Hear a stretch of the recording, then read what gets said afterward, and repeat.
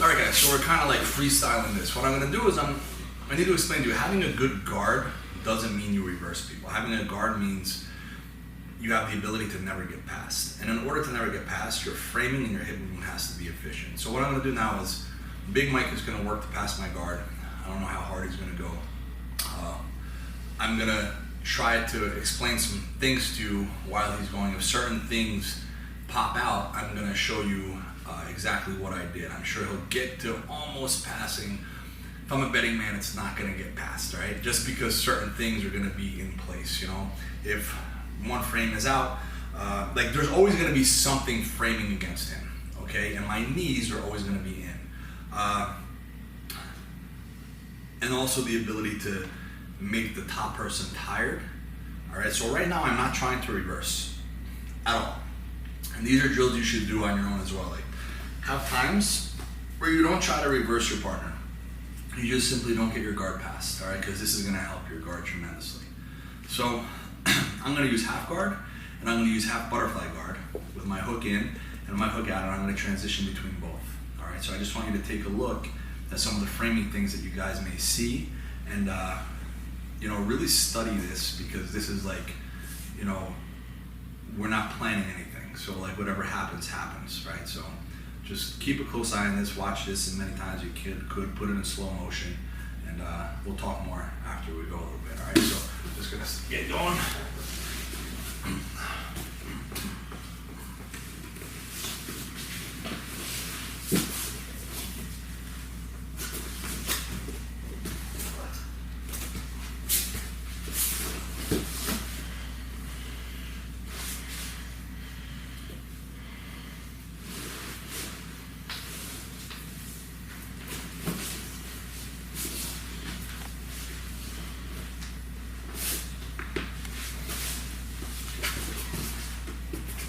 I want you guys to just notice one thing.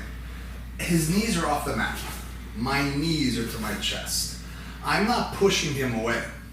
I'm not breathing heavy. I'm welcoming him coming towards me. I'm just not giving up underhooks. Go.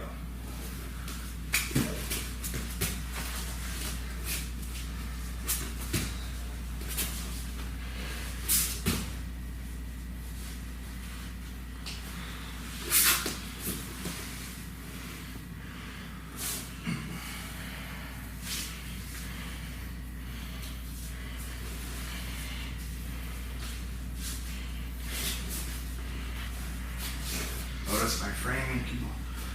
I'm using my hands to frame. He steps that leg up. I'm staying connected to him. My hook is still in. I'm framing across his neck. He's a big, strong, heavy guy. But you notice I'm not being offensive, so I can do this all day. Okay? The moment they start leaning back on their hips is when I would start being more offensive, pushing him back, making him work. I'm staying connected, but I'm controlling the wrist. The hook is in, so he's having trouble going for footlocks. I'm framing across his face so he can't flatten me out. I'm just trying to control my foot, pulling my knees in. If he passes, I'm gonna move my hips immediately.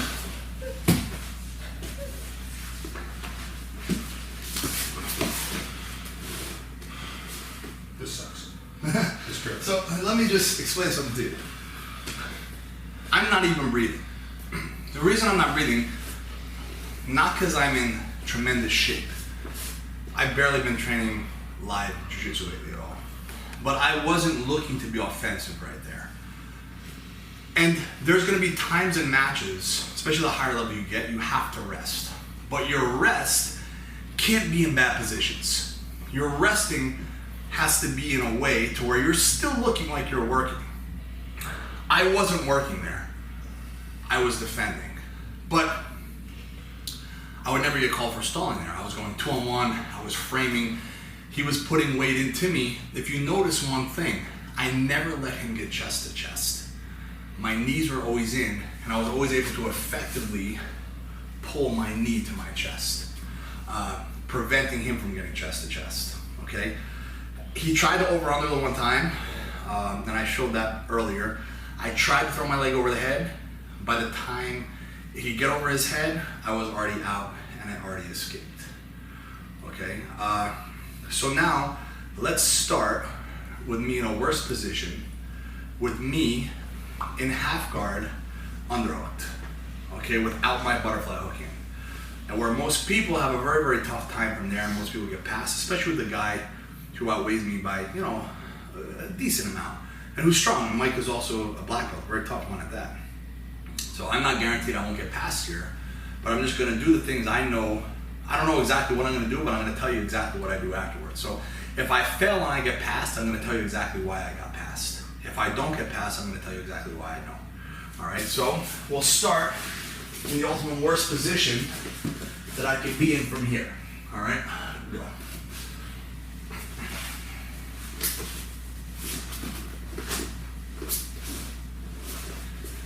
You notice I'm slowing him down, keep going. I'm slowing him down by hooking his leg. Now he's putting tremendous pressure in, but that's okay. How do we do that?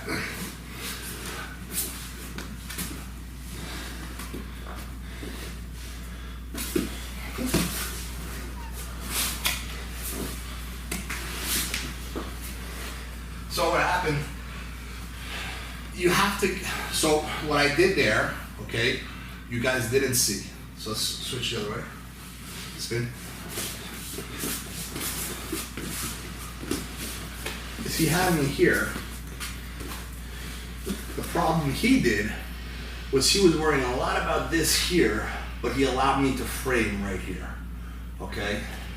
Also, I was coming underneath here to slow him down. So you're gonna be uncomfortable, all right? But you're gonna, so, let's go.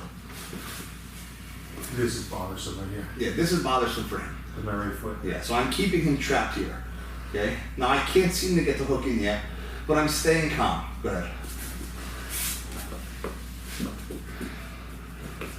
There's underhooking the problem.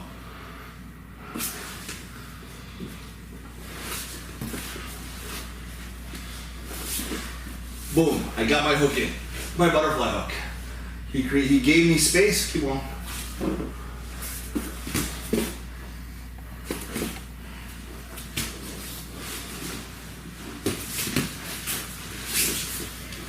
All right, so if they give space, then we're working the hook in like I showed earlier.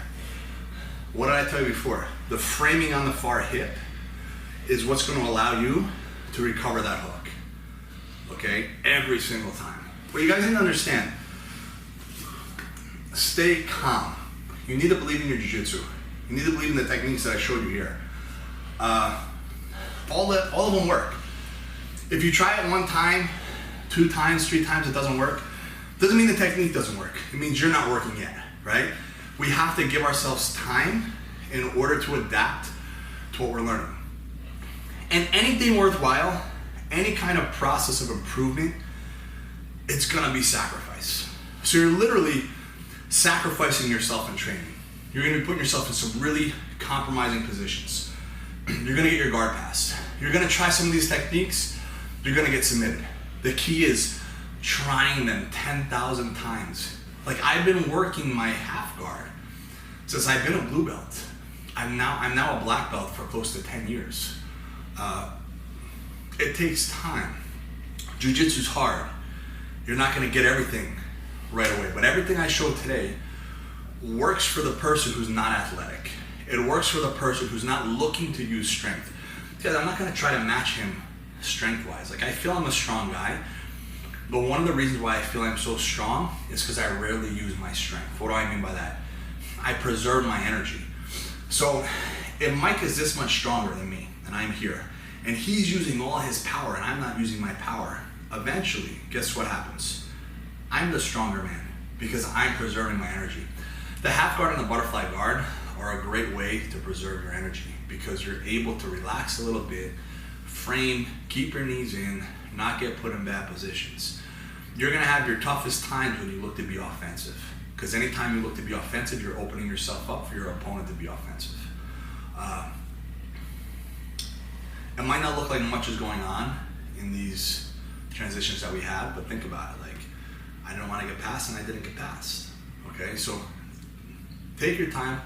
Take your time when you look at these things, and I promise you, man, like things are gonna start to click. Anything else you think? Any positions we should start into? Yeah, there's a couple of real bad ones. There's the underhook position I had, and I hate it when people do that sort of that octopus on me. You know, when they go and they turn the twister half guard the other way. So let's say you go down to your half guard. So I'm in a position where the guy's fighting and he ends up like this. I hate being on the bottom when someone does All right, this. so this is actually a fairly easy position to deal with. So the problem is when people switch their hips, right? Everybody tries to fight back this way, but you can't fight back this way. He's already turned this way. So look, all we're gonna do, we're gonna turn our knees, grab underneath the butt, and get right here. Every single time, you're gonna end up in this position. I promise you. And from here, you have leg attacks, or you have X-guard sweeps and such. This is a position I never actually have trouble with, because what I do is I switch my hips the opposite way, all right? So, and if the butterfly hook is in, it's even easier, all right? The butterfly hook is in, and your partner switches their hips on you, you could use this hook to come out. The main thing you gotta understand, What if it's not in? if it's not in, doesn't matter. What I'm doing, almost like in the elbow escape, I'm coming underneath the butt, I'm turning him this way while I pull my hips out the opposite way. So you can try to stay heavy right now. All right? He's trying to stay heavy, giving all he got. I'll be able to get here every time. You simply remove your hips the opposite way. So get down. The key is when you guys are passing this way as well, don't stay down here. What you want to do is walk yourself up here, okay? Because if you're down here, what I want you to do is I want you to, as you push on my butt, I want you to escape your hips towards there. And yes, and throw your leg up. Exactly. All right? One more time. So here, I can't stop it. Yeah. I can't stop it. And even if I can't hold the knee bar, I'm gonna be under here. Yeah, and then you then reverse. It's gonna be bad. Yeah, exactly. Okay. That's one of the things. I never get stuck there. As soon as people switch their hips, my hips are always out the opposite way. But a lot of people get stuck there. Okay. What do you do about a guy who just pins you flat on your back, almost like an overhook? So say you go down, right? And even if you give me the underhook and I'm able to get this cross face, and I'm able to take you this way and just make you flat. So this is when you really have to start bringing your feet together and turning your knees. Okay, wow, that's horrible. All right? Because this way you can off balance your partner. Yeah. Or from here, I can always frame and get this back in. Okay. I think the main thing is people freak out too much. So like no matter how much pressure you're putting on me, like as long as I relax and I realize I'm okay, like from here, I'm able to get the hook in. Like you know, try to keep me flat. So depending on what he's gonna do, like if he's here, I'm gonna take him here. I'm gonna roll. So I showed this in the DVD. Pinch, turn. All right.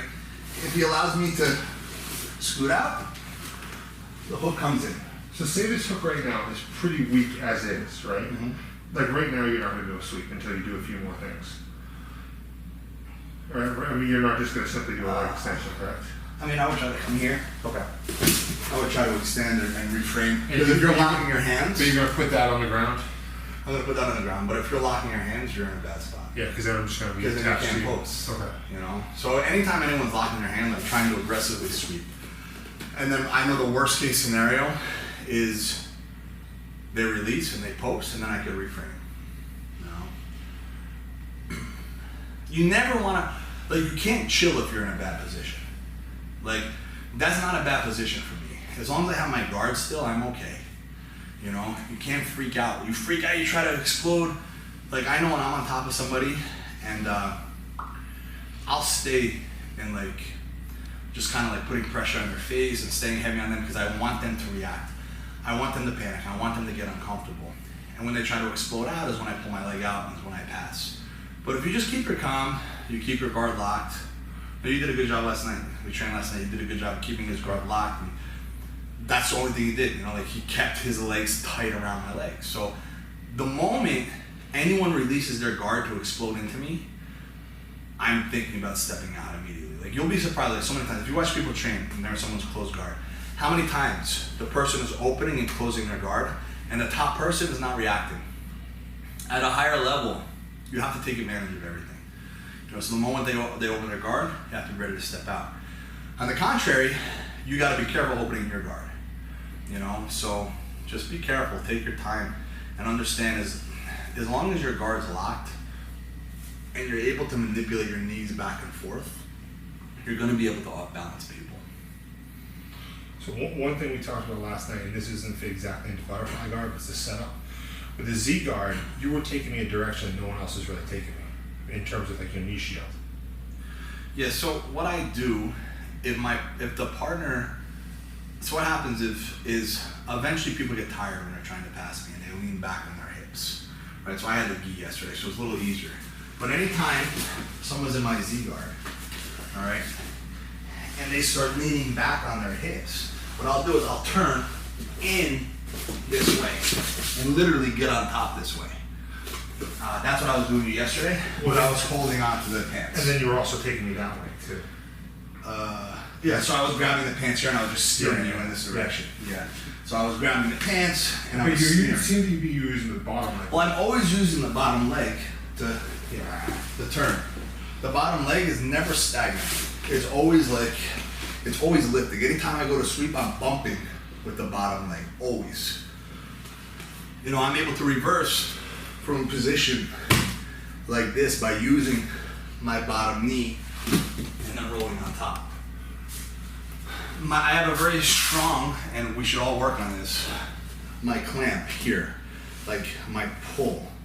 I do everything, I believe in a lot of pulls, a lot of pulling.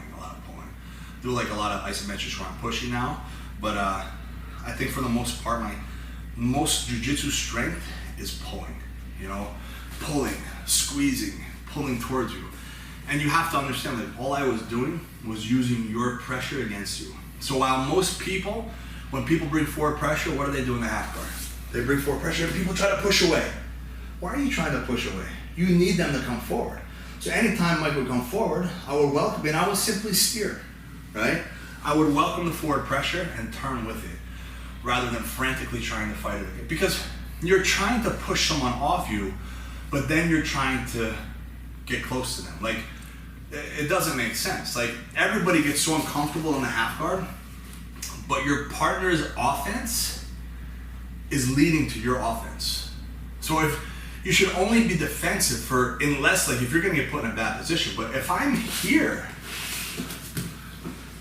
and he's coming forward, this is good for me. I don't want to push him away. I'm welcoming him to come forward. You know, I want him to come forward. Why do I want to push him away? So, you know, like I want him to come forward so I could reverse, so I could get underneath, so I could get my underhooks. These are the things that I want.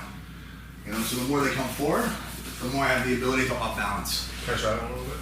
Yeah. So it seems like by doing that, the guy on the bottom won't get as tired. Well, no, that's why I'm not getting tired. You know, that's why I believe if I get tired in jiu-jitsu, I'm out of shape. Because I'm not, like I never get tired training jiu-jitsu because, you know, even in my matches, like, you know, like when I had a match with Orlando, like I wasn't tired. Like it went 15 minutes, like, he had me like turtle, but like, it wasn't a tiring match. You know, it just so happened that I was just in a turtle position. But you shouldn't be constantly pushing and pushing and pulling. Like, you have to flow with things, right? So if I'm coming forward, welcome it, you know, welcome it. Use your body. Like if I'm coming this way, like I didn't, like that wasn't like set up. Like he legitimately just reversed me, right? He used the bottom leg. Yeah, he used the bottom leg because I was coming forward. Now you imagine though, if I'm coming forward and all he's doing is pushing me away, why? You want me to come forward. Worst comes to worst, remove your shield and get the underhook. Now he's in dominant position. Now as I try to come across his body to flatten him out, pinch your knees together, turn. That's it. So many people make jiu-jitsu more complicated than it is. You know, like, I'm 36 years old now. By no means am I old, but I started training at 20. And I've had some really, really tough matches, put my body through the ringer. And I feel better now physically than I've ever felt, but it might not necessarily mean I'm stronger, I'm just smarter, right? I'm just using my body more effectively.